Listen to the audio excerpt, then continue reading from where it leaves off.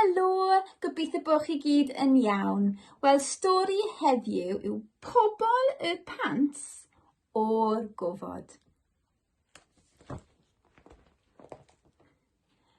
Mae pobl y pants o'r gofod yn hoffi pants yn fawr, ond gad nad oes pants yn y gofod, mae nhw'n weithiau'n dod i lawr.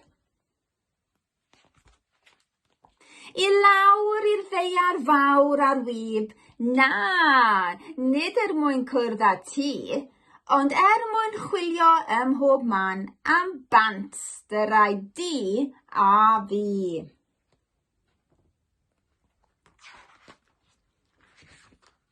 Mae sgrin ym mhob llong ofod sy'n fflachio'n gynt a chynt, pan ddaw o hyd i res o bants yn chwifio yn y gwynt.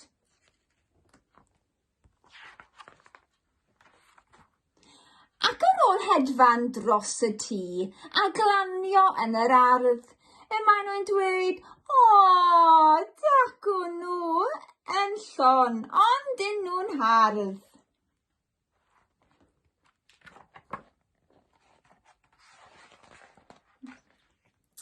Mae'n well gan rai bant coch ac eraill rai gwyrdd a main, ond heb os eu hoff rai nhw yw bloomers, sbotiog, nain. Mae rai yn hoffi cuddio mewn knickers pinc rai mam, cyn mynd ar wyb i lawr trôns taid, heb weiddi paid na gofyn pam.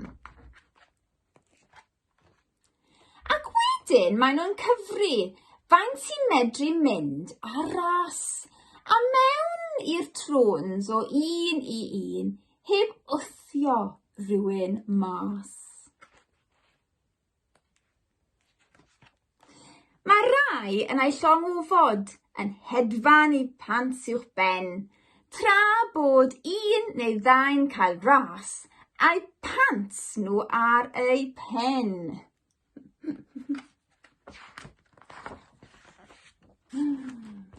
Mae ambell bants elastig mawr yn hawdd dros ben i'w drin. Dyna hwyl i'w bownsio lan a lawr ar drampolin.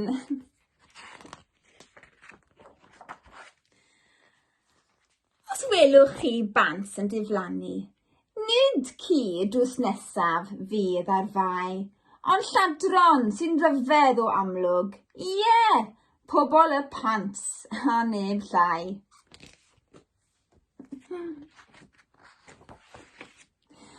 Ond, gwyliwch, dyma mam yn dod i hel y golch i gyd. Dacw nhw'n mynd, pobl y pants, i'r gofod, just mewn pryd.